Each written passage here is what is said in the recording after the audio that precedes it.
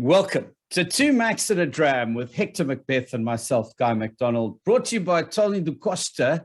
And wonderful to see you again, Hector. It seems that we only see each other remotely nowadays. Absolutely. You're so busy. I see you emceeing and doing all sorts of things and spending a little bit of time with Tin Swallow. That must have been so difficult to do. I don't know how you managed that. It was an extremely privileged occasion, I won't lie, to be able to enjoy lunch there. And I was, you know, the funny thing about that place is that while the guest speaker is busy presenting and you're supposed to be listening, I'm looking behind him and thinking, well, that swell's getting quite big. I wonder what happens when the waves crash in here. But they don't. It's perfectly positioned, that place. Well, I don't know about that. It was gutted by a fire not that long ago, so I wouldn't call it perfect. Well, it's been redone now, so it's really looking quite amazing. And you speak of fire, of course. But when is it? Braai Day's next Friday, isn't it? Yeah, the 24th, Heritage Day, Braai Day. Yes, absolutely. Jan Braai. And to celebrate, Jan Braai and, of course, Sugarbird Distillery have come up with these fantastic boxes. You can see the front behind Hector, and I've got the back behind me. And I believe also, before we review some of the spirits in here, Hector, I believe that Sugarbird Distillery are running an absolutely sensational competition on their Instagram. Go and have a look there for the link to the entry. You could win one of 17 large bottles. So that's very nice. That's on the Sugarbird's Instagram. Yeah, I saw that. I'm not sure if it's one of 17 or if one person wins all 17 bottles. Oh, that's a good point. So all the 17 spirits that aren't mystery spirits, all of those are going to be in their large format available to be won. So I think it's one winner takes all 17, the prize well over 5,000 Rand. But the link is in their Instagram bio. If you go into their bio, they've got one of those bio trees and you just click on the Jan Braai competition, you can enter it that way. You basically have to follow the Kindred Spirits brands and then tag 5 mates. Definitely something worth winning, I think. Yeah, indeed. So let's kick off. We're going to review another 4 each today. Yeah, and it worked out quite simple. There's 2 gins, 2 rums, and 4 brandies. So we split it 4 each. So you can kick off, I suppose, with the Sugarbird. Yeah, I'd like to start with this. It's the Sugarbird unfiltered, well, not unfiltered rum. I was going to say it's the Sugarbird Cape Fynbos gin, and this gin is absolutely sensational in color. I don't know if you can pick it up on the camera here, but have a look at this purple. It's unbelievable. In fact, maybe I should pour a little bit so that you can actually see it running out of the bottle and into the glass. And there, look at that color, amazing. So this is amazing. You know, you may remember from our interview with Matt, the first unfiltered gin, specifically using Cape Malay and chamomile for the insanely beautiful blue color. The nose, very much as if you're walking along that top path past Kirstenbosch Gardens. Certainly get a lot of that lovely rich Fynbos aromas. And then I don't know about you. What are you getting? Oh, you're going to taste your own, Hector. Well, I keep forgetting that we're not sharing the same thing. Okay, so it's all me. All right, on me. Here we go.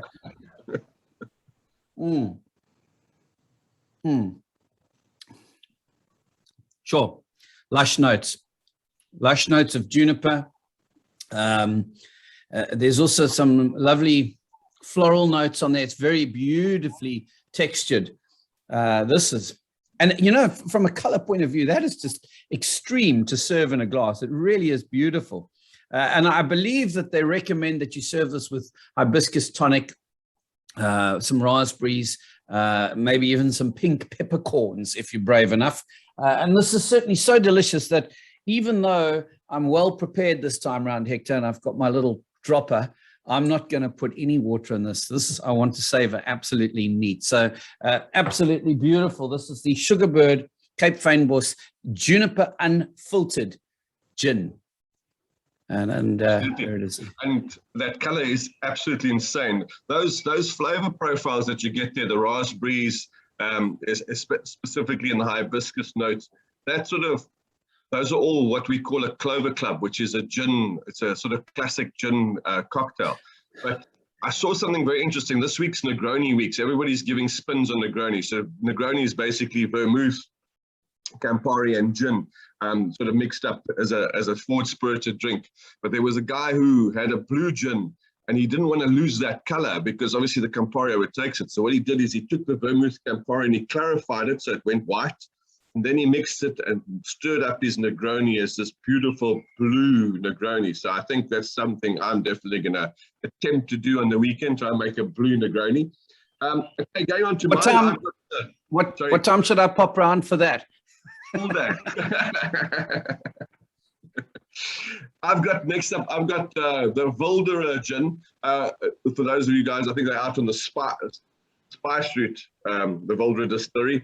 They started out making sort of grappas and sort of, I see they've done apple pears, and they've got a brand called Rogue where they do pear and apple pie sort of liqueurs. They do some schnapses there. But they've won quite a few awards with this. And it's called the Rose. And they said they're trying to recreate Turkish delight. And I think they've probably got it quite spot on.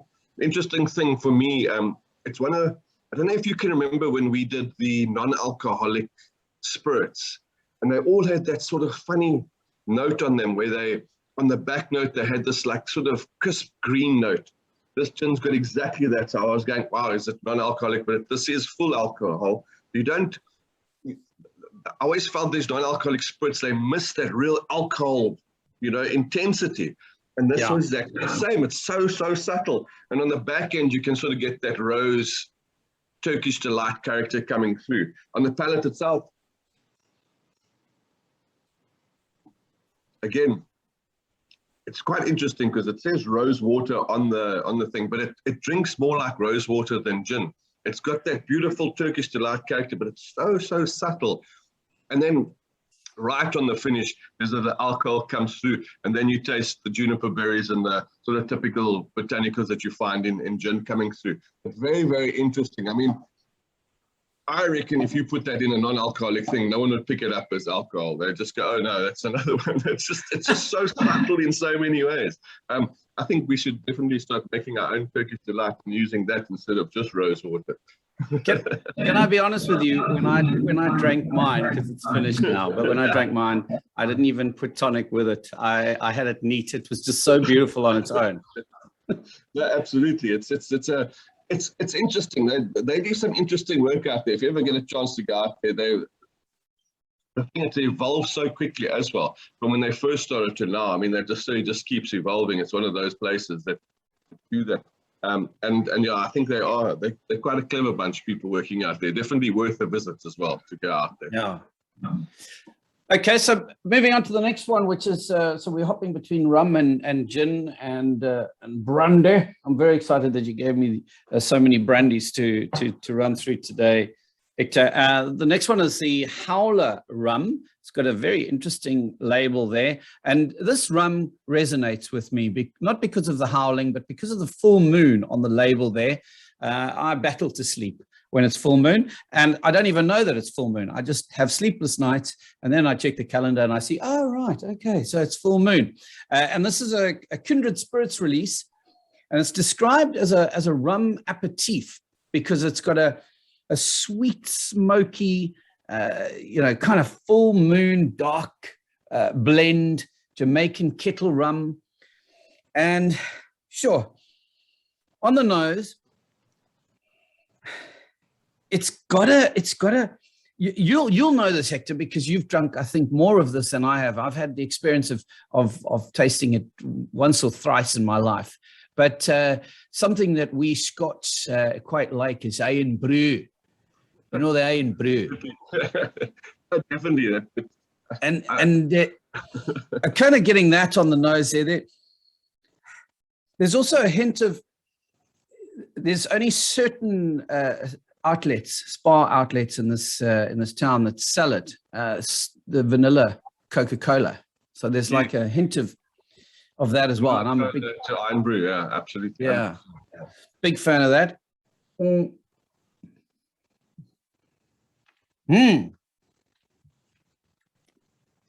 Wow. You know, okay, this is interesting. For such a dangerous looking label, the palate is exceptionally sweet. It's easy drinking. It's almost like, it tastes like pre-mixed rum and Coca-Cola. In fact, that vanilla Coca-Cola. Excuse me a moment. That has really resonated with me. I like that a lot. And apparently, I mean, you would know better, Hector, but the suggestion is you kind of could serve this in a classic mojito, maybe a Mai Tai, a pina colada. I don't know what you would think. Have you tasted it yourself? Yeah, look, for me, it was one of those sort of spirits that you can in no alcohol. You know, it tastes like a diluted drink. It doesn't taste like a raw rum would be, you know? No. It sort of tastes like you could sort of just pour a glass of that and drink it kind of thing. So, I mean, that is sipping, but it is sweet. So it will absolutely work in daiquiris, mojitos, Mai Tais, all your typical rum drinks. But because it is on the sweet side, I would just make sure you get that balance right with putting a little bit of saline or a little bit more sort of lime in it, just to sort of break that sweetness a little bit. But at least, I think from a health point of view, you could use less sugar syrup in those cocktails, because the sweetness is up there. And then something I did recently when Don Papa released, they had these really, really sweet rums out of Panama. I don't know if you remember them. Yes, yeah. In the perfect serve, I could halve my sugar, but what I felt really, really took it to the next level is we made an apple vermouth. We took a white wine and infused it with apple, and we made an apple vermouth and shook it up. Oh my word, the floral note from that sweet balance, it's incredible. Yeah, so definitely something to look for. And like I say, halve your sugar in whatever recipe you're going to do, because the sweetness really rings true.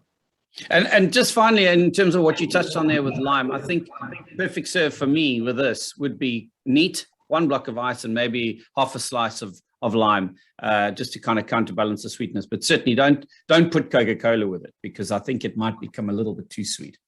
Yeah, no, just squeeze that lime in there, and I think it'll drink beautifully like that. Absolutely. Yeah.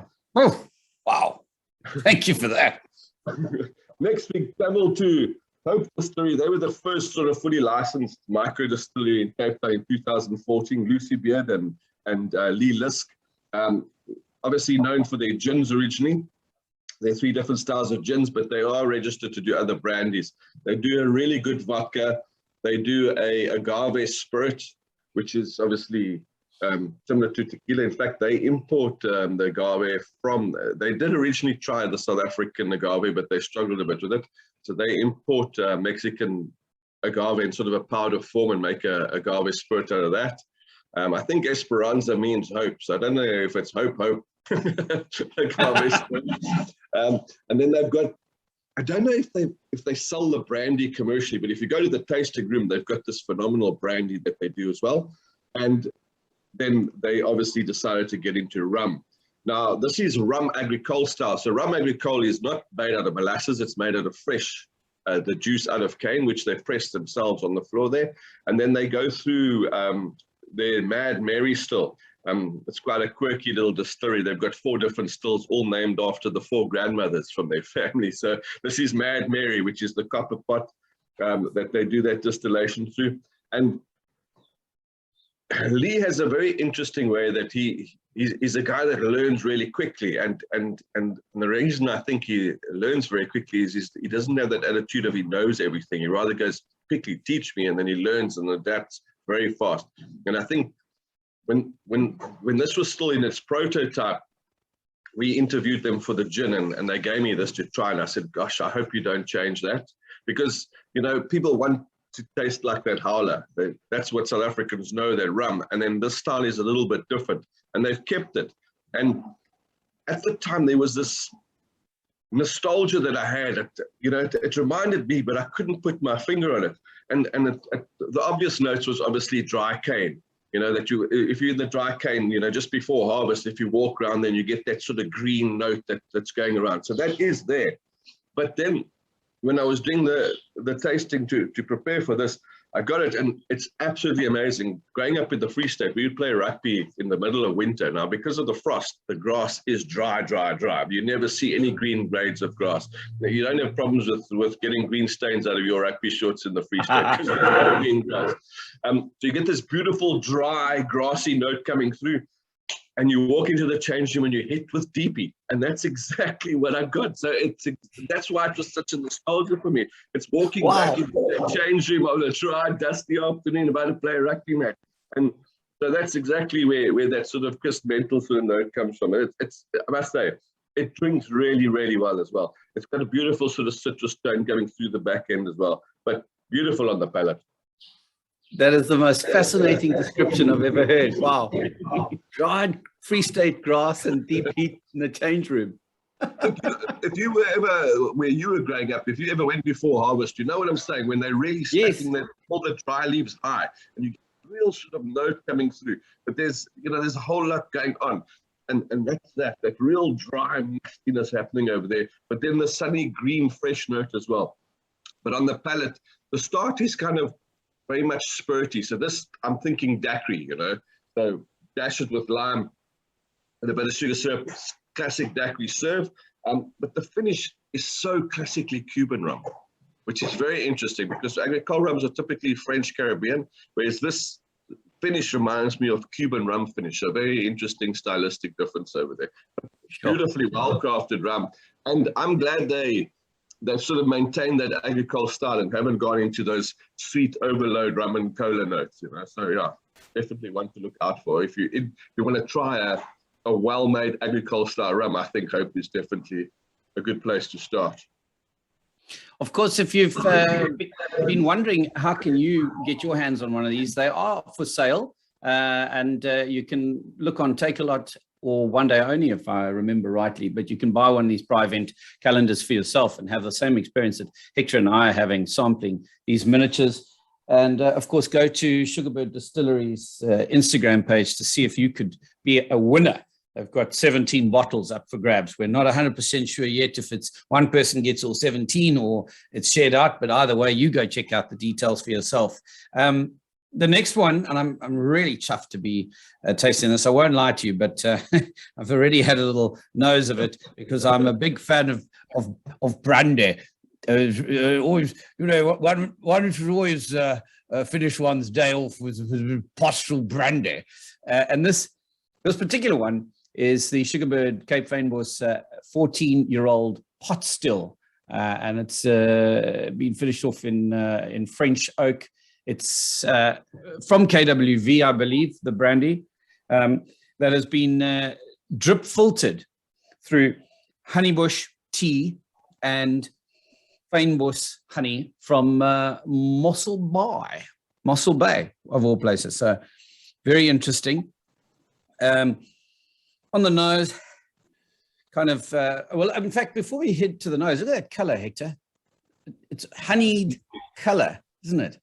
If you remember when we did the launch with Matt, when we interviewed him and he spoke about that, he said, the quality of brandy that they made accessible and the price point on this is ridiculous. I mean, they're practically giving this stuff away. And he was quite sort of passionate about the honey section of it as well. He said he was hoping to have their own honey bees here in Cape Town, sort of in their garden where they've collected all that Fynbos to sort of really get a Fynbos honey in there, They don't want to have a different style. They want a Fynbos honey. So I think that's why they chose Mossel Bay originally, but they are hoping to sort of try and bring that in-house and get some bees in his garden, because apparently he's got sort of 800 or 900 different Fynbos species in his garden that he does. Phenomenal. So, sure. Well, the wonderful thing that comes through for me is on the nose, kind of sweet prune, but there's also dark chocolate in there as well.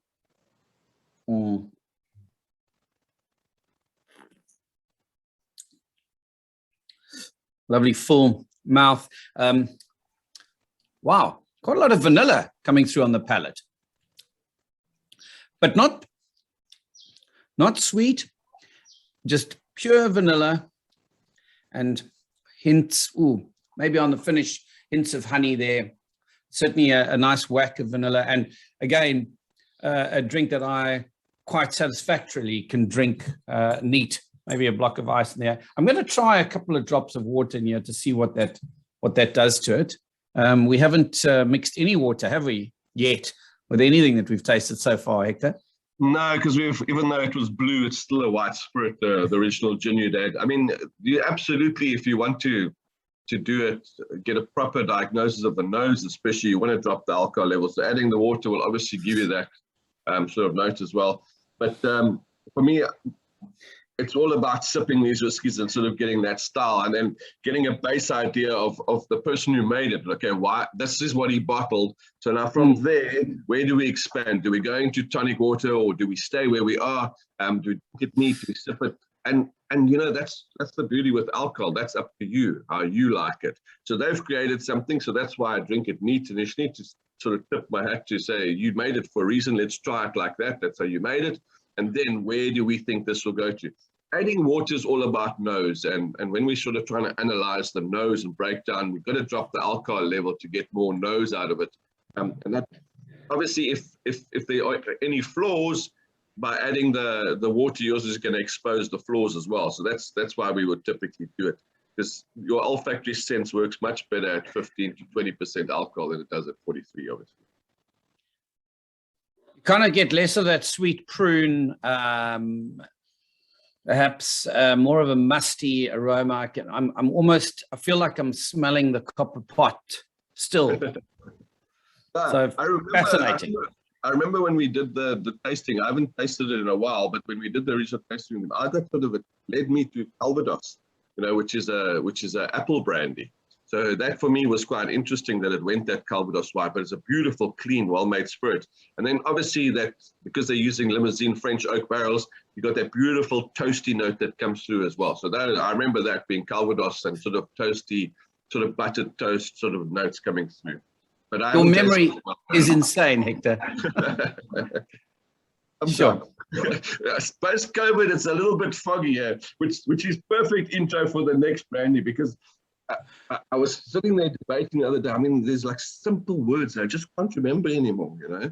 And so I was thinking to myself, maybe it's nature telling me, listen, you're good with the 160 words, you know, don't try. And then I open this pack, and there's 3 words are part of my 160 words. Ja, nee, fuck. Another kindred spirit release. It's their brandy, and it's exactly that. And I must say, the minute I noticed it, you know, I'm in that sort of mindset, like, yeah, let's sort of simplify things in life. Let's not overcomplicate it. Ja, nee, fuck brandy. Yeah. And the minute you notice that it's ja, nee, fuck, there's not even, I don't even want to sip it neat. I just want to pour it in a glass, throw some ice and Coke, and just sit and have a brandy. That's kind of where I am right now with it. And it's simplified, and it has a quintessentially brandy nose. Nothing complicated here. Young brandy, easy blend on the palate. Exactly the same thing. There is an overriding, in all these kindred spirit releases, there's an overriding sweetness though. It's like sugar overload in almost all of those things.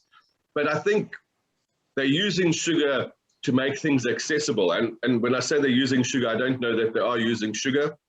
You know, so I'm not saying they're throwing sugar in, but let's rather say they're using sweetness to make all their spirits accessible, which is great.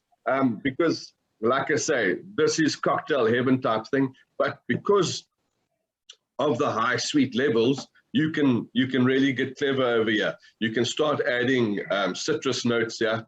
If you think of a good old sidecar, which is citrus, sugar, and brandy, this will work really well in that sort of style, without making it complicated. Again, like you said earlier, just bang, shot of that, some ice and a squeeze of lime or lemon, you know, and there we go, and move on. It's a sidecar made easy. I need a fuck, let's do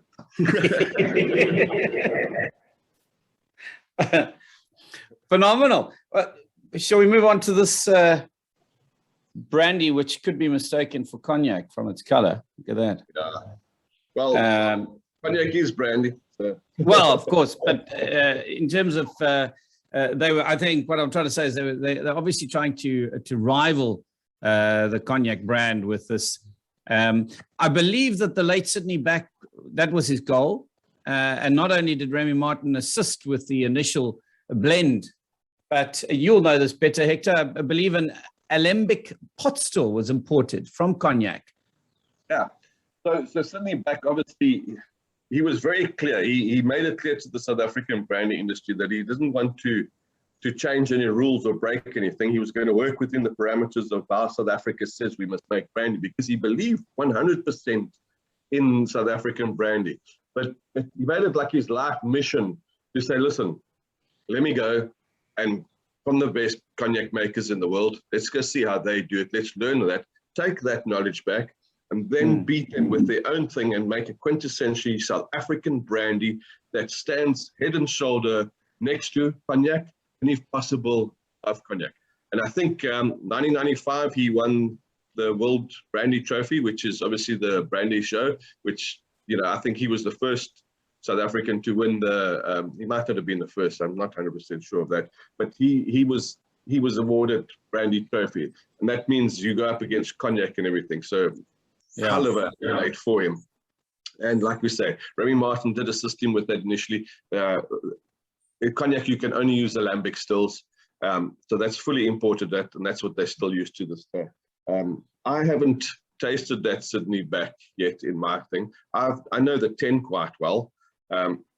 This is the 15-year-old. Yeah. Yeah. So you're on your own to tell me what it tastes like. Thanks. No pressure. You know what I am getting is because the ever so faintest hint of licorice on here, but there's something else which I think is, I want to say citrus, possibly peach, and then there's that hint of licorice at the back. It's an incredible nose, and so it should be, because this is the kind of thing you are going to hold on, and you're going to, while you're conversing, you're going to nose it, you're going to sip it, and you're going to keep going slowly, and with each nose and sip, discover something new. I believe that there is also a kind of a hazelnut that should come through. I haven't smelled hazelnuts in a while. My wife won't let me near her. Look, the interesting thing that almond and hazelnut and that nuttiness character always come in when you're using alembic stills. Okay. And for some reason, when you're using Colombard and Chenin Blanc grapes, you know, or using white varietal grapes and distilling them into cognac, it's obviously the interaction with the oak as well. It's a fatty acid extraction that tends to hazelnuts and almonds. Those sort of notes always going to play off against each other in a well-made. And again, like we would say, the limousine oak is going to bring you back into that sort of rancid toasted butter note. So for me, I think combination of toast and nuts is always going to come through as hazelnuts, because very rarely do hazelnuts get served raw. They almost always have that sort of toasted nutty note that comes through. So I think that's why it's often picked up as a tasting note. You know, funny, you mentioned almond, and now I'm getting that. I'm kind of getting that, and then there's this lovely savory note to finish. So a really delicious brandy, which I can't really show you. Maybe there you can see through the gap. I have been sipping on this one quite a bit. There's not much left. Yeah. Then the next one that I pulled out was one of the mystery brandies. So you might not have it in your pack. Is the new Harbour distillery. You can see that. Brandy. These guys, they got a little micro distillery out in Macassar. I have yet to go there. I've been wanting to go there for a while because they do some real interesting things. You know, they quite make bitters for the bar industry. They make premixes and that sort of thing. But they also make essential oils, you know, for hand soaps and little smellies and all those sort of things. And then they do a gin, vodka, brandy, and rum, and quite well priced as well. Very interesting. You know, guys, obviously with a background in creating aroma, you know, that seems to be like what they're really good at, because they're making all these little aromatics and so on. So I haven't tried this stuff before, and when I opened up this pack, I thought, okay, this is going to be interesting, because they're very much on Facebook. The ads come up a lot. Their packaging's clear, clinical, and they kind of look like a really high-end sort of aromatics company, if you know what I'm saying. And they sort of, their spirits look that kind of way. And the minute I noticed, it's unbelievable. I mean, I don't think, it's like walking into a sweet shop with the most beautiful humbug vanilla, like, you know, rich sort of salted caramel note in the air. Like, you cannot believe it. The nose of this whiskey, it's absolutely incredible. I mean, I want to wear this as a fragrance. It's just absolutely insane. And I promise you, if you wear this as a fragrance, people will start sniffing you. There's just no doubt in my mind. It's just absolutely incredible nose on this. And it's got this vanilla salted caramel note. It's just absolutely beautiful. On the palate,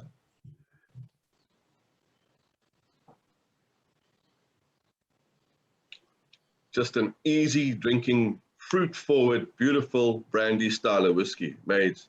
They say, I think, again, my eyes let me down. I can't see all the information. I did try to pick it up on their website, but the website's more like a shop. So it's very basic, simple notes. So definitely, I think you and I actually need to go down and visit them, because they're doing interesting stuff. And just the nose and the price point of this, I think they're just worth a visit to go and see what these Definitely. guys are. Let's do that. And I need new fragrance as well, so that'll be worthwhile getting through there.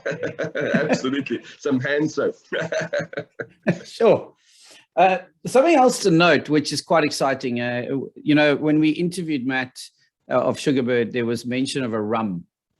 And I see that on the box here, we should be expecting, and there it is there, Cape Fynbos full-body Jamaican-style kettle rum.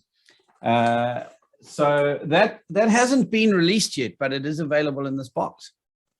Exactly. I remember we sort of, he mentioned it in the by, and I didn't let him go away with it. I said, excuse me, you said rum, now tell us. And he was like, he was quite cagey. Yeah, I can tell you that we definitely were. And so, yeah.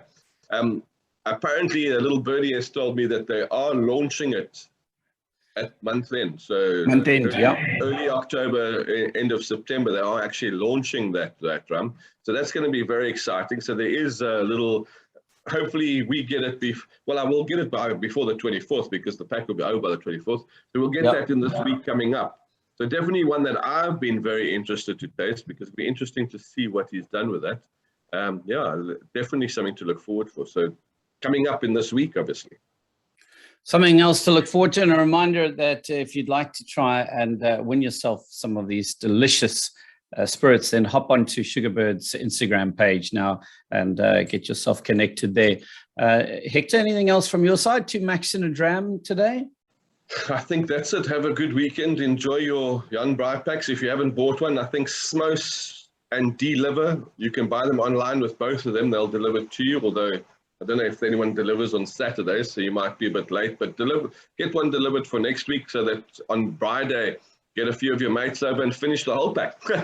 Indeed. Catch up. You're spot on. Smose online and Take a Lot were the two portals that I remember hearing that you could get this box. So yeah, a great way to celebrate next Friday afternoon. Well, you could start in the morning. You'd have to start in the morning with a box that size. Until next time, Hector. Slán Jabbar. Slán Jabbar.